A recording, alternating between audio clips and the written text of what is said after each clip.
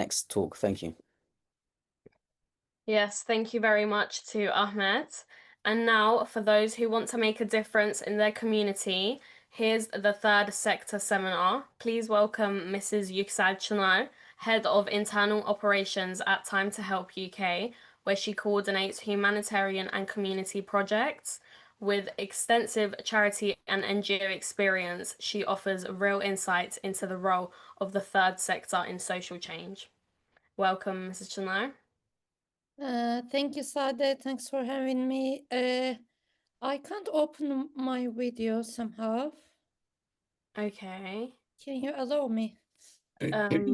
Yes, I can try.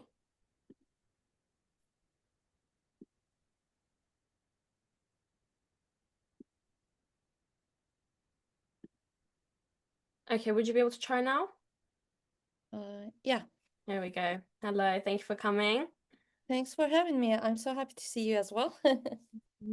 As are we. Thanks for having me. And I'd like to share a slide, if you don't mind. Yes, share screen. Yeah. Yeah, can you see my screen? Yes, perfect. Thank Okay. you. Thanks for having me. As Sami mentioned, I'm Yüksel and I work for a charity called Time to Help UK. I'm sure most of you have heard about this charity. Today, inshallah, I'm going to talk about the third sector and what we mean by third sector, and then the opportunities and the skills that's required in this sector as well. And yeah, so let me put this there. Yeah. First, I'd like to start by defining the third sector. Maybe some of you have heard this, but yeah, this is a term used for the sector that's about the non-profit organizations and charities. So what we mean by these is these sector and these companies, they kind of operate separately from the government, or they don't have any aim to have some profit, hence the name non-profit organizations. So they are different from the corporate companies, which their aim is to have, earn some money. But yeah, what they do is sometimes they gain a profit, but they use that profit again to make an impact in social, environmental, or community missions. So they are there to, as you mentioned, to make an impact. And what we mean by third sector is that includes charities and NGOs, non-governmental organizations, and that could also include social enterprises. I'm not sure whether you have heard about the Tom's shoes. What they do is when you buy one Tom's shoe, then they donate one pair of shoes to someone in need in especially South America. So some enterprises come with a social responsibility. You may come across some coffee shops, for example, in Covent Garden, if you live in London. So sometimes they donate their profit to a charity somewhere in Africa. So those are the social enterprises as well. They profit, but they use that profit for something else. And there are some cooperatives, and these cooperatives kind of act for the members. For example, it may be a cooperative in the middle of Africa, and they're harvesting coffee, and they're using that profit for the community again as well. So that's how they work. And it's quite flexible when it comes to charities and NGOs. So it can be from like health sector to environmental sector, or it can be about social justice. So you can see lots of different NGOs and charities that are working for many different causes. It can be a cause about the stray donkeys in an island in Greece. So it's very, very, very varied. And yeah, and I uh, what NGOs and charities, they kind of try to fill that gap. So it may be, for example, when you think about the clean water in Africa, when you think about that, it's normally the job of the government to provide some clean water to people, but sometimes governments act lazily, or they just don't take the responsibility. Sometimes they don't have enough resources to just give clean water to everyone. So that's how the charities and NGOs kind of step up. or it can be about any issue about human rights. And some of the countries, they may not have the like agenda about prioritizing human rights. So there comes the human rights charities and advocacy groups. They kind of step up and they pressurize these, government to just apply these human rights. So that's how the charities and NGOs work within the system. And so there are some core principles when it comes to third sector organizations. They are non-governmental, so they are not affiliated with the government with an ideology whatsoever. They operate independently. Sometimes they do get help from the government. For example, as Time to Help, we do have projects especially in East Africa. We are in contact with the local authorities when we say that we have a budget to build like 5 water wells. They kind of show us the space for the water wells. So we kind of work with them, but we are not, taking our resources for them. And as I mentioned, they are not here for the profit. They always use the profit for something else again. And they are mostly socially focused. So our main aim is to help people, to help communities, to make everyone a better life.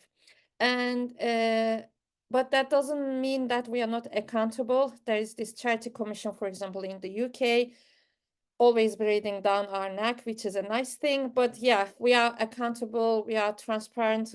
When you go through, for example, charity commission, if you type Time to Help UK, you're gonna see yearly income, how we use that income. So you're gonna see these reports. It's open to everyone. So we are quite transparent, and we are being checked by different authorities from time to time. And becoming a charity, especially, is one of the hardest thing to do in the UK. There are lots of different procedures and everything, because people kind of trust you and they give you their money. They donate the money. So we are accountable and transparent in that sense as well. And there comes, for example, Monterwise is a charity, as you know, so there comes the DBS checks and everything. So there's rules and regulations in this side as well. And about the scale and societal impact in the UK, charities are big in the UK. We are lucky in that sense, because I think it's the third country in the whole world that donates much. So around 870,000 people are working in different organizations, NGOs, and charities. And there are more than 20 million people who are volunteering their time, their energy, their skills, or their money, and they contribute to these good causes. And the charity's budget is around 17 billion pounds, which is a huge amount. So there are some big charities, which I'm going to mention in a bit, that they are doing, they have really big budgets. And as I mentioned, we are delivering essential services and impactful research and advocacy for vulnerable populations. For example, I'd like to give you an example. When it comes to period poverty, it's a big issue within the UK, and especially in the third world war countries. And in the UK, there was this charity who was doing advocacy in the parliament to make free sanitary pads for the girls, especially in the schools and colleges. And it kind of worked. You can have these again throughout UK nowadays. I think it's free in Scotland. So it kind of, making these policy changes is a part of what charities and NGOs do as well. So advocacy is a big part. And when it comes to especially the critical times, we, for example, as a charity, we do have this uh, disaster relief fund. So we kind of have this money, and we kind of keep this money. May God protect us. If something so bad happens, then we kind of allocate this money. For example, we sent some aid to the earthquake in Morocco, in Turkey, and we're sending some aid to different war zones within the world. So you kind of try to act like swiftly and responsibly during the critical times. And charities do an innovation as well. They do some cool stuff. So because the cost of living crisis is happening through the whole world. We are trying to just act in a very innovative way to just, find different resources or to be more effective. I'd like to give you this example. For example, again, we are distributing sanitary pads within Africa, especially in East Africa. And we do have a tailoring course in Uganda. What we did was our tailoring course students produces these reusable pads to distribute in Africa. So that's like a win-win situation. So you are coming with an innovative solution instead of buying from someone else. You are producing that. That comes to, it's becoming cheaper, so you can help more people. And also for the ladies who are just making these center pads, they are earning some pocket money as well. So that's the innovative part of the things. I'd like to give some examples of the third sector organizations. I'm sure at least one of those you kind of heard about them. So when it comes to health and research, there comes Cancer Research UK. They're quite big. I'm sure you have seen lots of charity shops in the high street of them, or I think you might have heard of Mind. Again, they are doing a fantastic job, especially when it comes to young mental health. There are different charities who are way smaller than these. There might be a local charity who are solely focusing on, for example, teenage mental health. But yeah, those are the big ones. For example, Save the Children. I'm sure you are hearing more and more about them because they are not just helping, again, the advocacy side of the things. They are not just helping people, especially children. They are just, sending food packages there, but they do advocacy as well. They are just pressuring the governments to change their policies whatsoever. And yeah, when it comes to environment, WWF, Klein Earth, those are some of the examples of the charities. Yeah, I'd like to give some more information about the health charities. Age UK is about, they are helping elderly population. They do have fantastic projects, and Cancer Research and Alzheimer's Society. They raise awareness about Alzheimer's. They are helping the carers of the people who have Alzheimer's, and then they do have some care homes, and then yeah, these organizations are, about the health and well-being. You can easily say that that's NHS jobs, come on. But as I mentioned, they are just filling the gap within the sector because not everyone is, keeping up with their workload. So about the environmental and social charities, I'd like to give an example about Greenpeace UK. They are one of the most popular ones, I'm sure. So what they do is they lead activism. They do have this political and side as well. They are all about heritage preservation. They do have these big ships, which they do some research as well. And then they are publishing this research, and then they are trying to raise awareness. They do also have some like activist projects as well.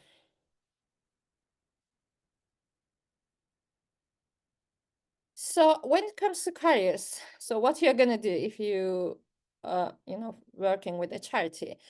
So depending on the size of the charity, for example, I'm working in a charity, it's like a mid-sized charity. So as you can understand, the bigger the charity gets, the roles kind of divides, and then it's becoming more obvious what your role is. But in my case, I'd like to share some of my experience because we are not that big. I'm usually dealing with the projects within the UK. For example, like after I think 2 hours, I'm gonna go to central London, and with the volunteers, we're gonna distribute some hot food to homeless people, and that's my job.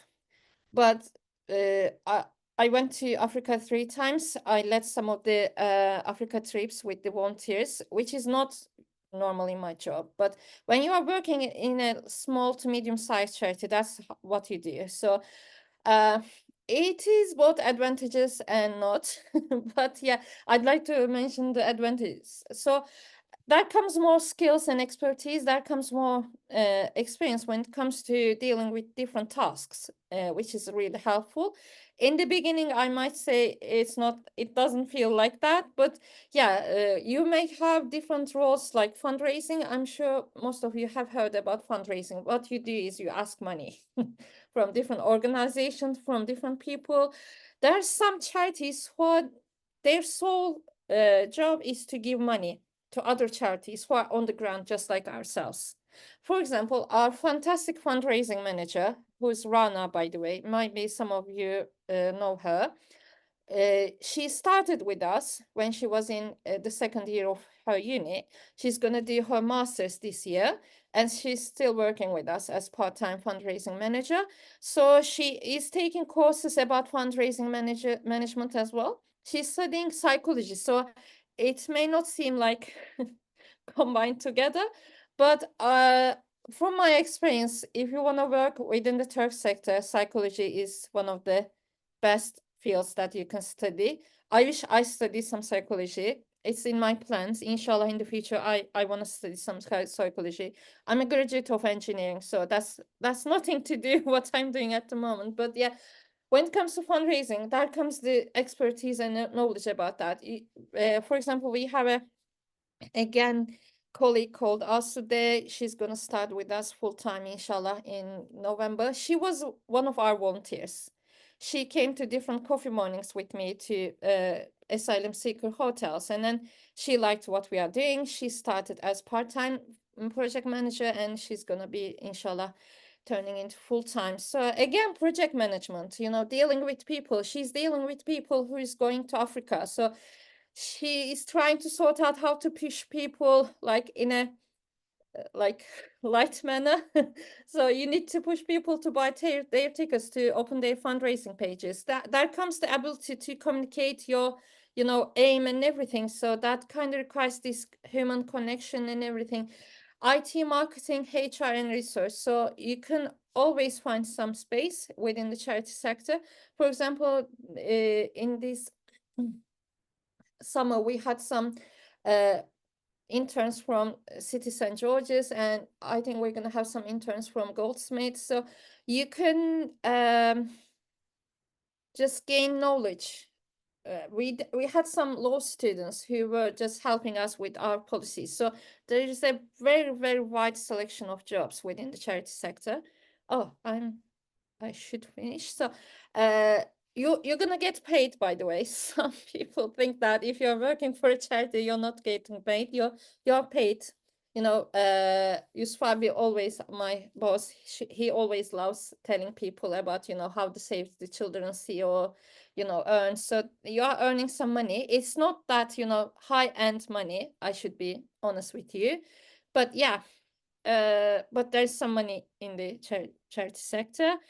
And yeah, I think especially working as a young person in the charities, that's a huge experience. It's my personal opinion, by the way. You are just because that comes to personal growth and social responsibility. You are just facing with people. For example, when we are distributing hot meal to homeless people, there comes the prejudices and everything. You kind of assume that they are in the street by choice, if you are and like a teeny tiny evil person. But when you talk with these people, you kind of get into their lives, and then it kind of changes your mindset, and there comes a sense of purpose. I love working with a charity because I'm gonna be honest, some days doesn't even feel like I'm working, and you can enhance your CV with valuable real world experience. So again, especially when you're working with a small and mid-sized charity, you're going to do lots of different tasks which comes to you as different skill sets. And yeah, personal and professional networks, we do network a lot, especially within the charity sector, because we kind of need each other. So yeah, there comes the networking skills and reaching to lots of different people. Yeah, Much. and 1 minute. So Okay. please Just join school or university volunteering societies. You can use at least one of your placements in the summer. you can go to a charity, you can approach a charity, and you can do your placement to see how the charities work. And yeah, you can always volunteer as well. Those are some different things, but I don't have much time. Sorry. That's okay. Thank you so, so much. That was so insightful. I'm sure everyone learned a lot. Thank you so much for that. Thanks for Um, having me. Sorry, I was like 1 minute late. no, not at all. Thank you so much for your time. And if there are any questions, we will send them over to you. We're going to move Thank on to you. the next talk now. Thank you so much, Miss Chanel. Thanks for having me. Have a good That's okay. Sunday. Take care. Again, thank you so much to Mrs. Chinar for sharing such meaningful